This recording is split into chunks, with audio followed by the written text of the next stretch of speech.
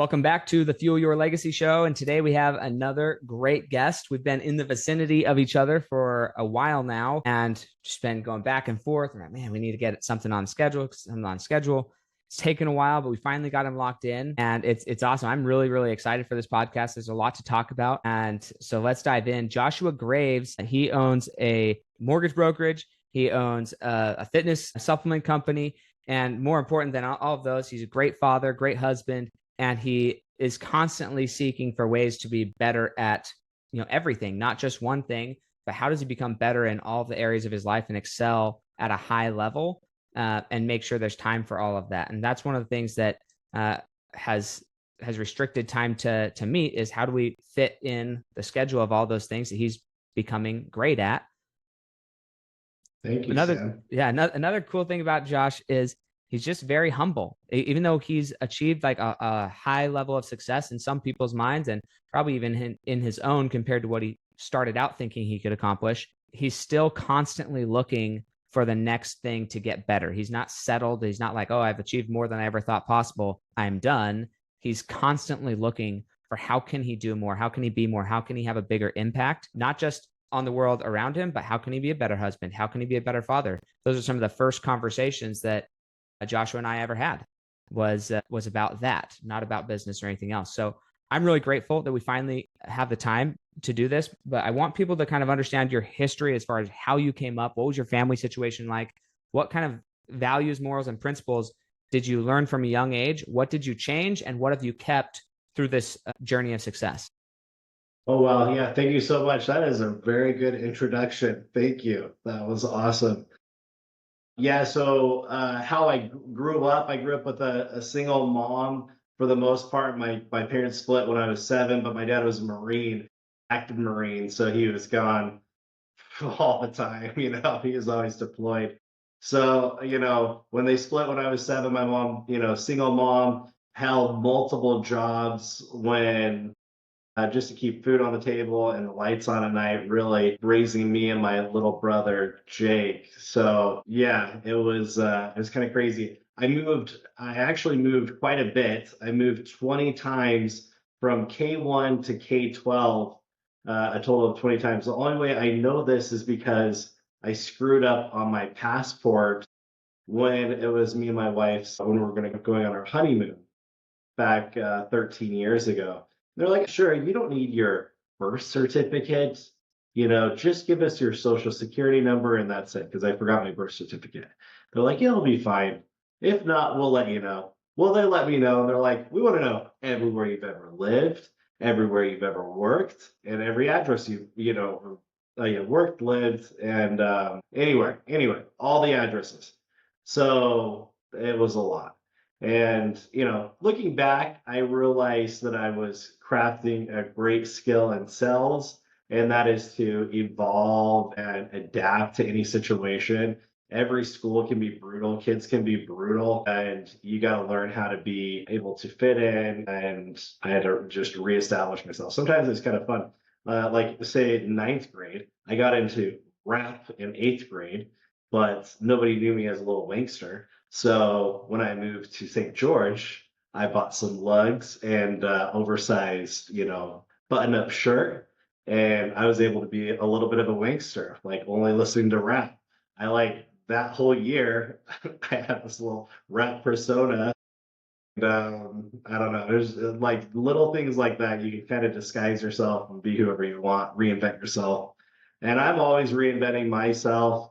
I read somewhere a long time ago that if your work, this is probably like a little bit out of left field, but it kind of relates to sales. So in sales, I read this sales book. I can't remember which book it was, but it said, if you work for somebody and you're in sales, don't ever work for anybody for longer than 5 years, because the whole goal is to get on your own, become your own entrepreneur. But if you have to work for somebody, don't ever go longer than 5 years. And I've actually done that when I was working for somebody else, and it was always a 5-year gig. And so going back to where I moved a lot, mom, had to work all the time. Coming home after school, there was nobody there to help out with homework or whatever. She had me at 16. Like, she wasn't there for one, she couldn't, she had to work. And then it was just really, really hard. So I knew that I didn't want that lifestyle for my kids. So how do I break away from that chain or that label of being, the kid from the broke apartment? What happened was when I was 12 years old, I picked up a book called How to Win Friends and Influence People. I'm always trying to get people to like me. So I'm not, moving so dang much. A lot of times kids will like hate you right off the bat. So just because you're the new kid. And yeah, so I picked up this book. This book said that sales was, what made the world go round. And so I said, okay, I really want to get into sales eventually. Whenever I can get the opportunity, I want to do sales. And started doing sales at Trend West Resorts as a tour setter. And you've probably been invited to do a tour before for a timeshare company, I'm imagining. Everybody's gotten a call. And with these tours, we invite them in. They get a picnic basket of like fruits and a free vacation if they come listen to this dude talk about why they should buy into timeshare. And we were the ones calling on these cold leads of folks that dropped a ticket into a box to potentially win a four-wheeler and a vacation here at our local movie theater complex called Jordan Commons. And we would just cold call them and invite them in. And what it taught me is I had to go through a lot of rejection to get that one yes. Typically, you're looking at 10 calls to get one yes. And I learned how to set goals there. And I also would hear my team lead, his name's Shep Shepard. I would hear this dude, he's like 135 pounds soaking wet. That's my team lead. And I heard him crushing the phones no matter what, like just smiling and being super jovial over the phone with folks, getting there super early, leaving late. That was like my first like hard worker in sales that I saw just crush numbers. So I said, okay, well, that guy's super dedicated. He's making good money. He has a townhome, which is really cool. If you're a senior in high school, you're like, I want a freaking townhome. That sounds awesome. And yeah, he had the most baritone voice ever. He sounded like Ja Rule. He's like the white Ja Rule, just super baritone. Um, yeah, so he taught me the value of working hard and in a sales dynamic. But yeah, that was my first job. But I did take an opportunity to do summer sales. Have you ever done summer sales, Sam? I did 5 years. Really?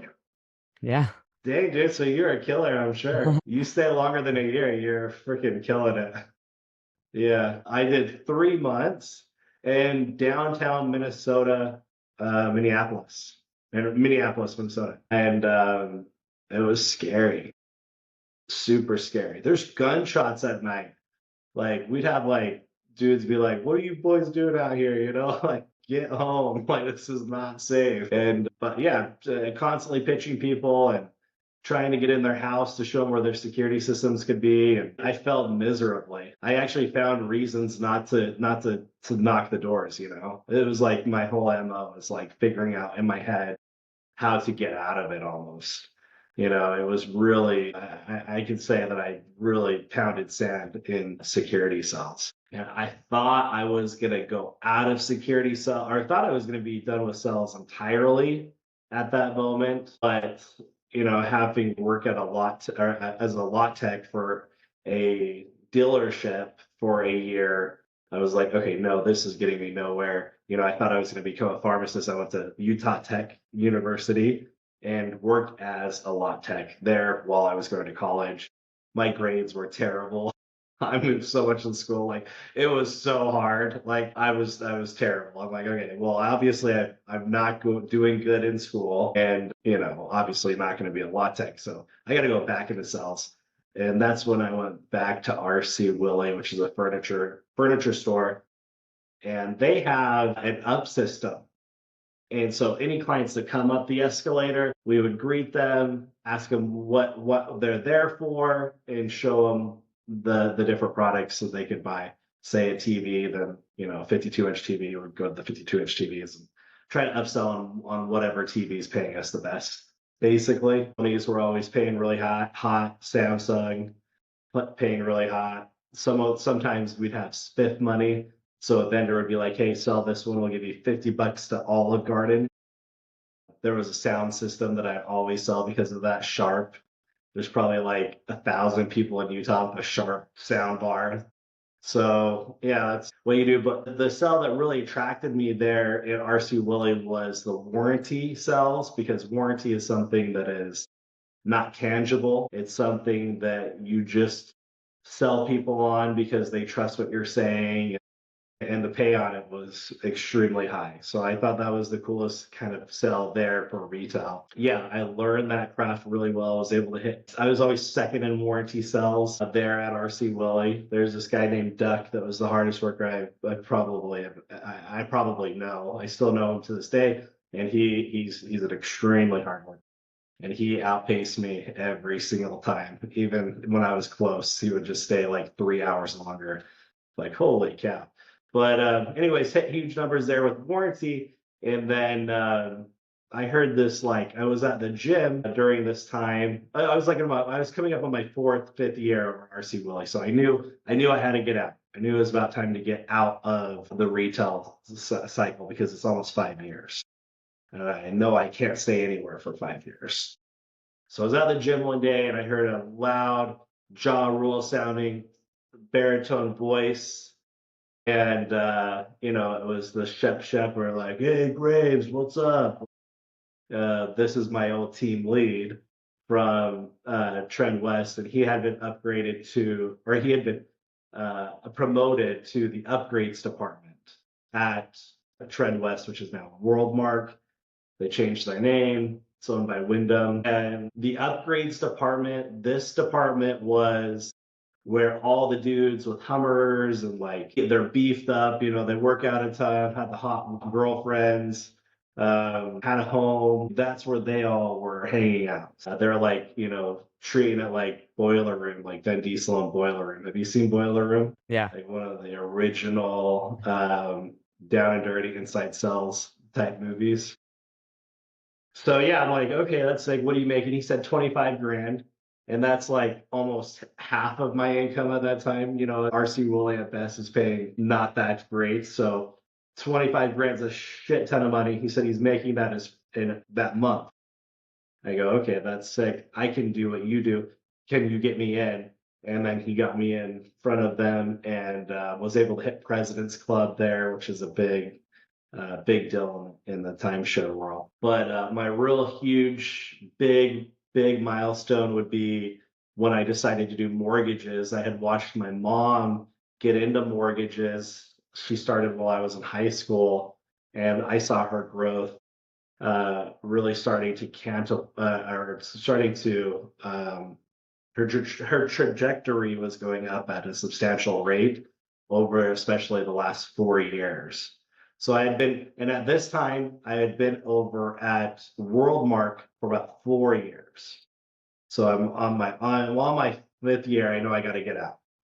So I decided to switch over to mortgages. I thought I could use those sales skills from timeshare and incorporate them in mortgages and probably really crush it. And the first year was really hard. I was with a lender. They didn't let me be free and work the way I needed to work. They thought everybody's just some kid that doesn't know how to sell, I guess. And I had a leash on me the whole time. It was terrible. I did not like it. I quickly found a broker, and I started to become really free with how I could market and how I could go ahead and collect clients, whatever way that is. So I could do whatever marketing I wanted to do. And I had no money at this time. So I did start Ubering. So I did start Ubering for like a day. I Ubered. Thank God I got a check like the next day, because it was fucking terrible. Like there's nothing worse than Ubering. Like I don't know how people do that. There's such weirdos in the back seat. I was like, what is happening? So, anyways, I had no money at the time, decided to get with a broker. This broker let me do whatever marketing I wanted to do. Didn't matter. You're almost an entrepreneur at that point.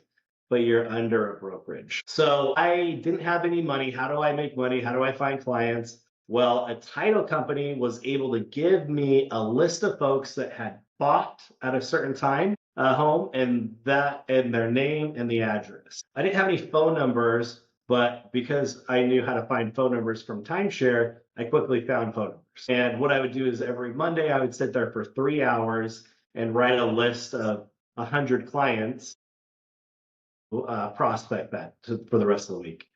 And I would sit and, pound the phones and just a real simple pitch. Hey, you bought it this time. Rates have dropped since then. I think I could save you a lot of money. When's a good time to talk? Can you talk now? I know it's really assumptive because it's like, hey, this is Josh from such and such. I'm calling because of this and that. Are you ready to go over it right now? Extremely assumptive. And I got to the point where I was doing one loan a month from that. I got paid $5,000. I'm like, oh, that's sick. Then I got two. I paid $10,000. I got to the point where I got five and I'm making $25,000. I'm like, oh, this is super sick. Now I can go ahead and do other types of marketing. So I started investing in other types of marketing. I got the phones ringing to where I am now closing 25 loans a month. And this is a lot of money. It's crazy money. So, hit like 550 one year. And then I hit 950 in another year. I'm like, okay, so I'm now making sick money, and any kind of person that I looked up to in sales, I've actually blown past whatever they were at. I didn't know many salesmen that are making over $1 million. So I said, what's the next step here? I'm now 4 years in. Let's go ahead and start my own company. So then I started Rockwell Mortgage, my first brokerage in 2022. And this is during when the rates were extremely high, which not that big of a deal because I had just made a shit ton of money. So I don't care. I start a company and it's slow. Good. This is a lot of work for me. There's a lot of back end stuff I have to learn. So just did, about 4 deals a month, 3 to 4 deals a month, and just learning the process a little bit. And then I had a friend come to me and propose an opportunity to get into the health sphere, the health space with a pre-workout. And I had been going over this in my head, what it would take to do a pre-workout, and have reached out to certain manufacturers. Was already looking into it. It just so happened he was too, along with our other friend Ben. They had this idea, and it was called Bullfit. And I'm like, okay, well, your name's better than my name, and I don't know distribution at all. You guys know distribution. You guys know who I am. I know these guys since high school, so I was always the one they were daring to do stuff that they didn't want to do. Like they know I'm the outgoing one and the one that's going to talk to everybody. So that's what they saw, my strength. And then, yeah, we went hamtown on it. And I've been working out quite a bit and getting myself in shape at this point. And I knew exactly what I wanted in a pre-workout because I had been taking it like crazy. So we started formulating this pre-workout. And the pre-workout actually does have a nootropic in it as well. So you feel good after the workout. We have the nootropic blend. I needed that in there because I've been in sales for 20 years and I know I need something to fill up all day. So we have the nootropic blend on the back end of things, but we crafted it so you have the perfect workout. We have 5 grams of creatine in it, so it's the full serving. You don't have to do that separately. We have a very natural approach to everything. We have no sucralose, no artificial flavoring, no artificial sweeteners. It's really, really healthy for you. And so that's basically how I got to where I'm at now. And today, Rockwell with rates have dropped quite a bit. And now we're extremely understaffed. Our volume's been crushing. We're doing a lot of transactions. I'm getting my phone ringing ringing off the hook all the time. I'm going to take this off of Bluetooth too. It's beeping in my ear. And Bullfit, our marketing has been absolutely insane. We started in January. If you live here in Utah, especially northern Utah, it's very rare that you don't know who Bullfit is. And we've only launched, just recently. So we're months, not years. And if you compare that to some of the more popular brands out there, we have Bucked Up, started in 2014. We have Clean Simple Eats, is really popular now in Utah, and they started in 2015. So I just recently learned about Clean Simple Eats probably 3 years ago. Everybody knows about it now. However, it took them, that about 6 years before people started really catching on. So if we've got people catching on in 6 months to 7 months, that's pretty insane. So it's pretty great. GNC, we just inked a deal with them to be in 450 locations. And they're like, well, we'll buy every SKU you have. You wore windbreakers. We love you. Our first photo shoot was, I bought windbreakers on Amazon, and we did like a 90s, 80s shoot. And I just found people at my gym to come with me to model. It was really quick, and they're like, we love it. We love the windbreakers. Who would have known that they're like, where do you sell these? We're like, we'll get working on them. Yeah, we'll find some for you. It's on Amazon. Yeah. Yeah, so I'm experiencing some success, and what people can get out of me is they can watch me grow at real time from the ground up, and I don't think anybody really has that good of an opportunity to do that. I don't know anybody that's doing that. A lot of people that you watch, they're already successful or they've already sold for millions, but you don't watch it, and I definitely bet on me every time. I know that I can accomplish my goals, so it could be a fun journey for those that want to watch.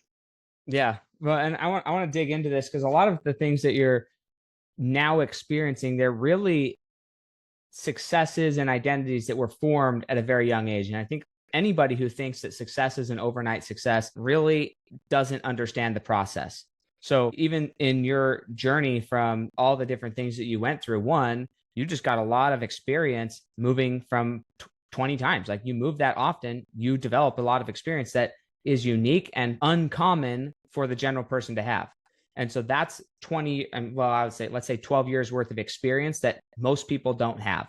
So then you go into the workforce and you're getting little chunks of this other experience in 5-year segments or 4-year segments that, again, most people don't have. And yeah, you achieved certain levels of success. You were the best in your small pond in some of those areas. And then you blow past some of the people. But the major point is, in this journey, you become the identity of, I'm going to be the best. If I can do it, I can do it. Whatever it is. I see this person at the top.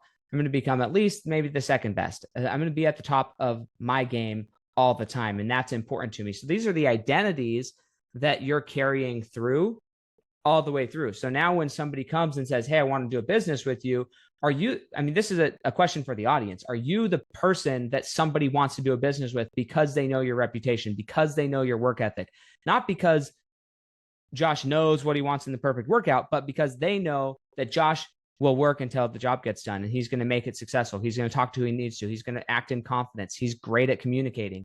That's why they want to work with Josh, not because he's ripped, because he is, not because he likes specific pre-workouts, but because anything that he touches, he's going to put 100% into.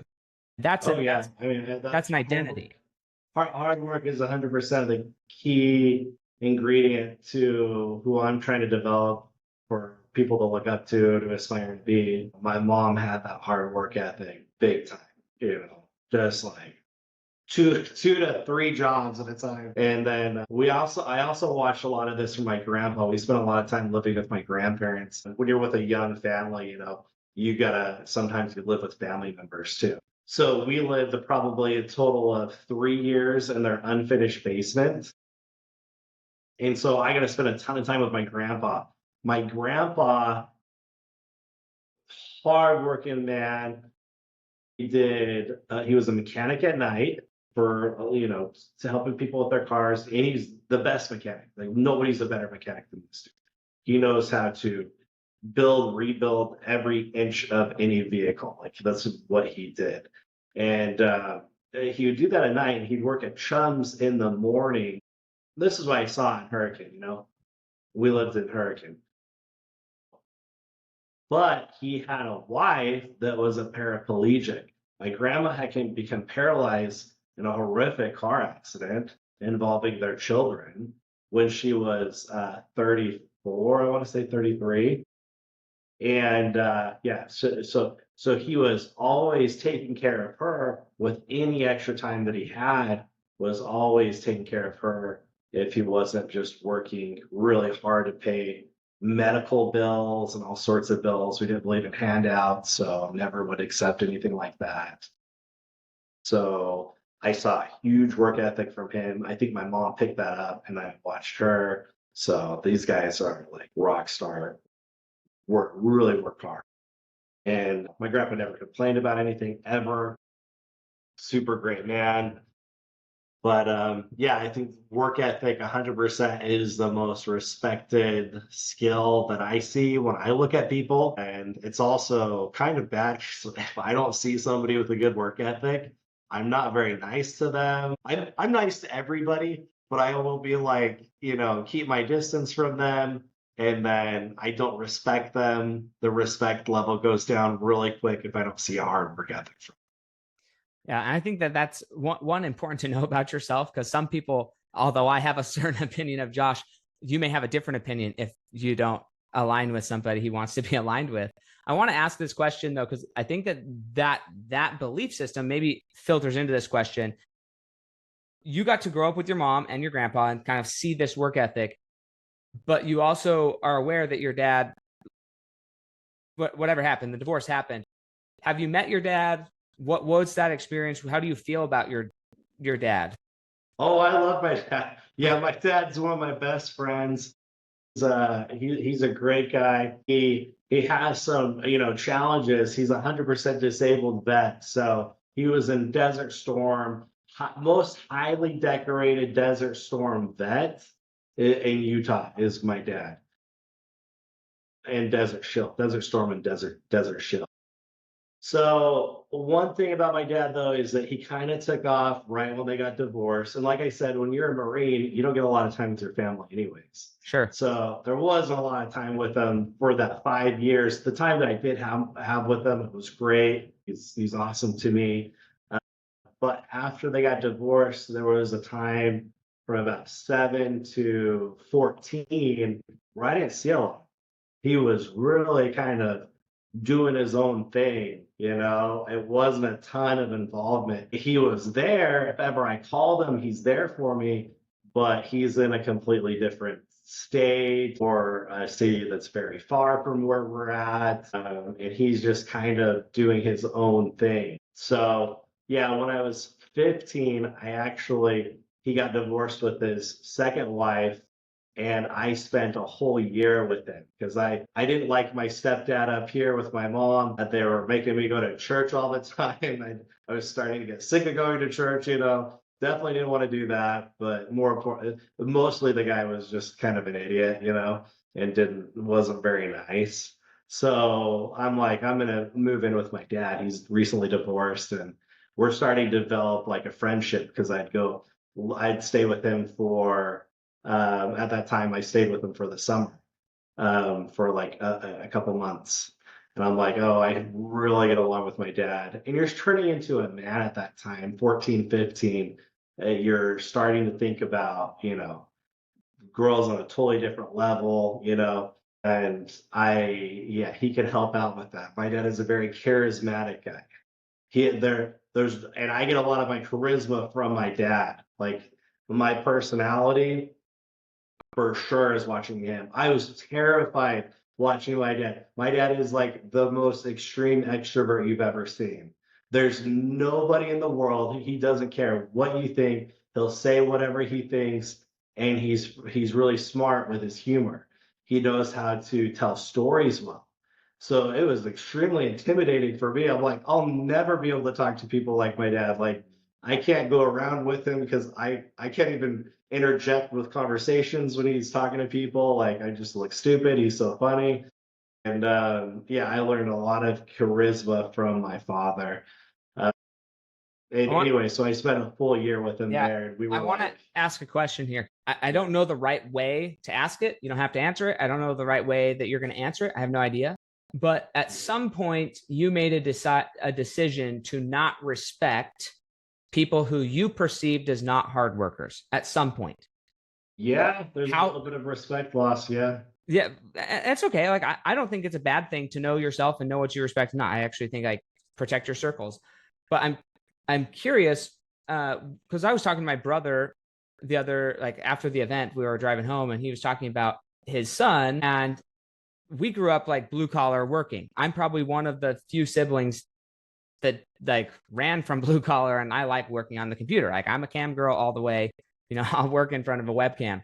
So like that's me. But most of our siblings, they work hard. They and I'm not saying I don't work hard, but what my hard work looks different than somebody who works hard differently. And so he was mentioning how sometimes he sees some of the things that his children are interested in, and like, well, because that doesn't look like work to him, because he sees work as movement, he sees work as construction, he sees work as building and physical results, where somebody else may see work as like very head math, creation, whatever. And so what you may see as a lazy person maybe works hard differently than you work hard. And I'm not saying that's for everybody. I think you spend enough time with somebody, you start to figure out whether they actually have an identity of a lazy person or they're just a high performer in a different capacity than you are. So I'm not saying over time you don't see that, but a quick snap decision. I'm curious, where did you, deep seated as a child, get that distaste for what you perceived as lack of work ethic? Did that come from your stepdad? Did that come from that relationship that you're like, yeah, this just isn't for me? Or did that come from somebody else in your life? And I don't want you to, this is not the purpose to speak bad about your stepdad. I just am curious where that came from. Yeah, no, it wasn't really from that. I think it's just, I think I would see laziness and a lot of the people that weren't doing well with their families. Like, I felt like they could have been working harder, maybe with some neighbors, or could be family members that I just didn't see really pick up the pace. Maybe not family members, but like neighbors, or when you live in these communities where the like apartment buildings where they're lower income around you, you can see that there are lazy people out there. And there's a lot of people that pick up, checks on a monthly basis from the government. And that can create a pretty vicious cycle, I think, being complacent or not giving it your all. And I feel like, yeah, that I just noticed that in some people.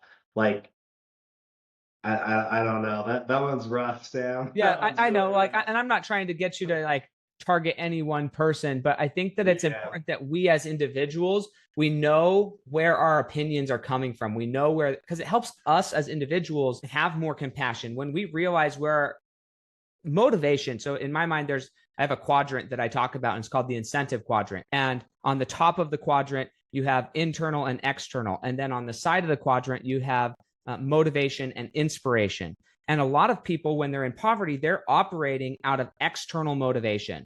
Like, pain and suffering will happen to you if you don't survive, right? Like, it's force if you don't. And then they transition from an external motivation position into internal, external. So an external, now I've got my things mixed up. Go back here. External motivation, internal motivation. Intrinsic. Okay. So intrinsic, which means that the desire is coming from inside of yourself, but it's still motivation. So you're like this intrinsic motivation where now you're thinking, man, I don't want to miss out on. So the first is, I'm going to experience pain if I don't.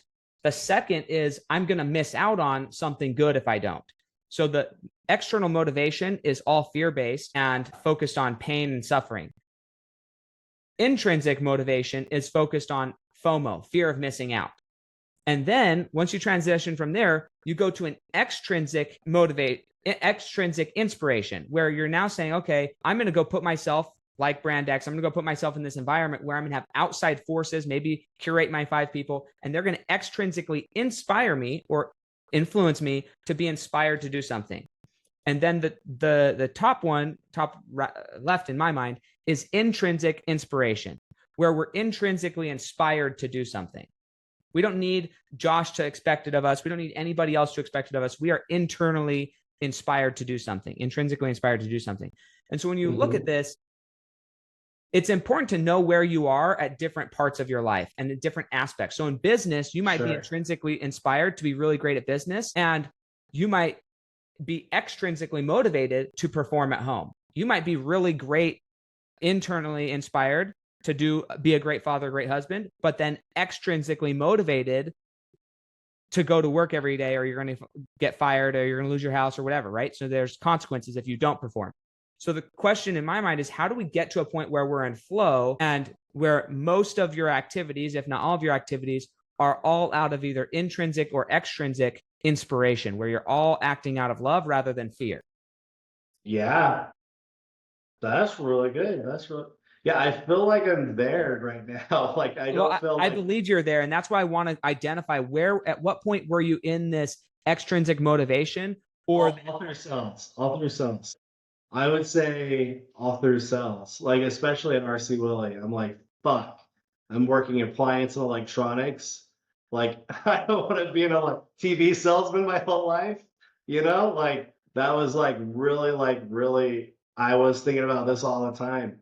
And I was reading sales books on a monthly basis at this time too. Were you seeing other people there that were totally comfortable being a TV salesman their whole life? Fuck yeah, dude. So I think like this is also older people, and they just feel like that 80 grand, 85 grand. Maybe I hit a 90K a year once in a blue moon is great money, and they're okay with that.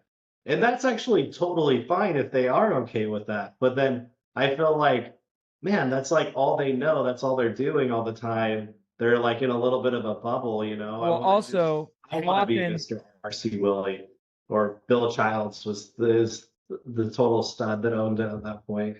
Right. But how often are those people who are making $80,000, $85,000, $90,000 who say and profess that they're happy with it, they're okay with it, they've settled for that amount and they're fine, but then they also complain about all the things that they're missing out on. And I think that's important when you're analyzing. I think judgment's really good in my life, and I love judging people.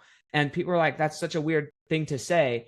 I don't like condemning people. I'm not putting an emotional right or wrong behind somebody else's behaviors, but I'm absolutely judging outcomes and saying, hey, that's the outcome of those habits, mindsets, and behaviors.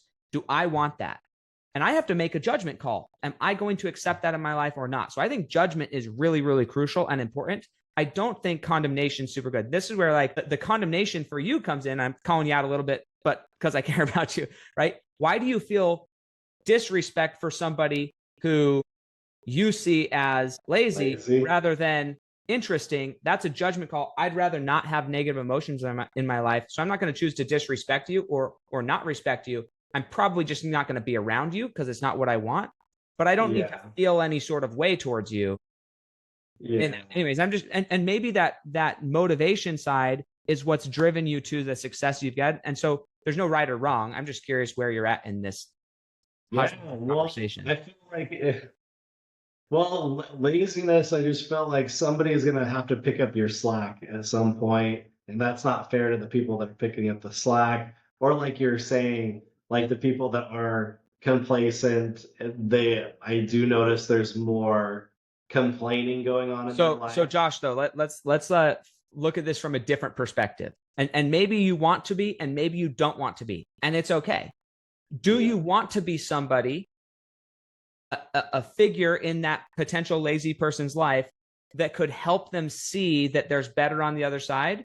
Or do you not care? Do you say, look, you're lazy? I do want to. Okay. So this is why it matters. As a beacon of hope. And this is why your energy, I believe, matters, because I believe that you want to help people, right? We've had this conversation. I believe that you want to be a change agent for people. But if you're the change agent who goes in with an energy of disrespect for the person you're trying to help, who wants to be helped by somebody who disrespects them? Well, or wait, doesn't respect it. how do they know that I'm disrespecting them? Because your energy cycles, like you can, quantum physics, you can go study this. It's worth studying. Okay. Your energy either cycles out or it cycles in. So if I feel that. Yeah, I feel so if you're cycling out, you're basically saying I'm better than you, and your energy is going down towards somebody else.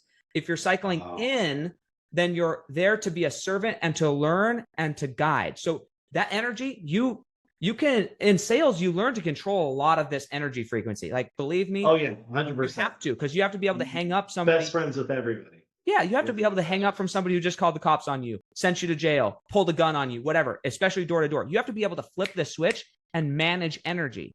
So the fallacy of the salesperson is they think, well, I can manage energy. That's one of the biggest hurdles of a good salesperson, is they manage their energy so well that they think I can fool that person. They don't need to know how I really feel. And I think that changing yourself and growing is a better choice than to try and fool somebody about how you feel about them. Oh yeah. Yeah. So no, I try to make sure that even if somebody I feel like is maybe distracted and they're not on the right path and I know it, I still try to like be the servant role for the time being. But if it becomes to become a waste of time, or if they're wasting my time, then I'm like, yeah, and that's where kind of glazed over and like, dude, like you need to like just stop talking and let me help. Just listen or learn, or maybe not me, but learn from somebody else. But yeah, there is. I know what you're talking about, and I try to catch myself so that I'm nice to everybody, and I don't come off that way. And sometimes lazy people are like super terrible, because if they're happy in what they're doing and they're lazy, then they're winning anyways. Like I have no room to judge on that. Like no way. Like if I feel like they're lazy but they're winning and they're clearly happy, then I'll love them to death. Like that's totally different. Right. If somebody's lazy and complaining, that's when I'm like, dude, no, like I hate that energy. And I appreciate you having this conversation, because I know who you are and I know you're a great person. I don't feel like, even though we were digging down on this little thing, anybody who knows Josh, you're going to love Josh, and he's going to love you as well. So I don't want this to come across like, oh, Sam, you're picking him apart. The reason I felt comfortable doing this conversation with Josh is because I know who he is and he's confident in who he is. I'm confident in who I am. But there's a lot of people who are listening to this who don't understand this intricacy of how they're impacting the people around them. They don't understand the energy of how they're impacting the people around them. And when we can expose this conversation, it allows people to just think a little bit more about how they treat the people around them. And laziness has to do with sacrifice too. Like, are you sacrificing the things you should be sacrificing? Or do you think you're taking too much vacation time? Do you think you're like thinking about all the things that you shouldn't be doing to do? And I'm partly like, criticizing myself. Like, let's take it back to the security cells. Like, what was I doing all day? I knocked on 10 doors and I called it quits. I did that all the time. So I was being lazy. And so if I could yell at my lazy self, I would do it all day. I'd be like, hey, dude, no, you don't get to do that. You don't get to think about your girlfriend in Utah or whatever stupid stuff you're thinking about, just go knock the doors. Everything will be all right as long as you make money. So just keep selling, So that's probably more to do like, I'm never actively going after anybody or trying to criticize anybody. I've been around too many different environments and too many different types of people to know that like people will always be evolving, and there's good in so many people, and like I don't know, I'm not trying to pick on anybody. No, I know you're not. I know you're not. But I like having these conversations because it allows us to hyper target little tiny niche. Oh yeah. And people can think of me in a certain way when I say certain things. So if you call me out, that's like, oh, I love it, because I don't know that I'm coming off that way. Yeah, absolutely. So we're out of time today. If you're open to another one, I only got to 2 of the questions I wanted to ask you. Okay. But that's okay. I super appreciate this I conversation. appreciate you, Sam, so much. Yeah. I'm If you so guys are, thankful to be on your podcast. And yeah, you're so smart. I appreciate you very much. thank you, and I received that. If you guys want to go, not if you want to, just go do it. Go follow Josh on Instagram. Go follow him on Facebook.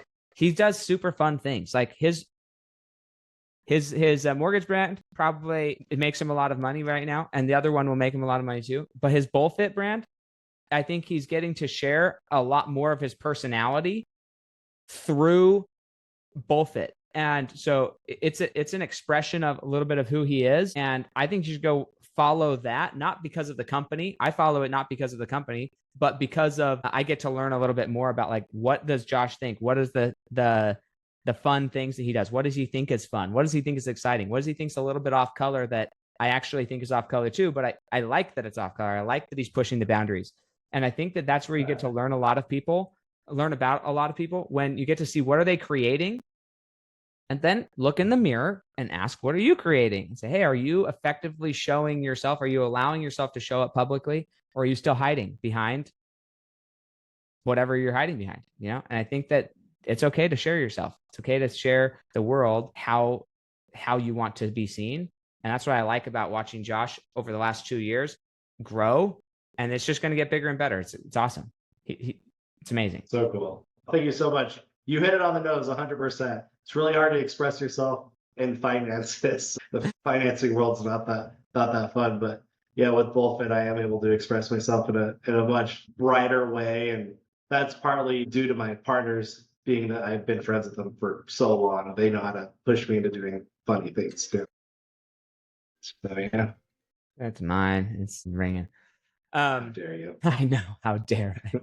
Okay. Well, what is your Instagram? Somebody wanted to go follow it. Joshua Dale Graves. Yeah.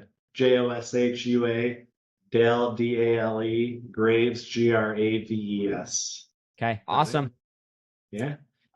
Yep. We'll catch you guys next time on the Fuel Your Legacy show.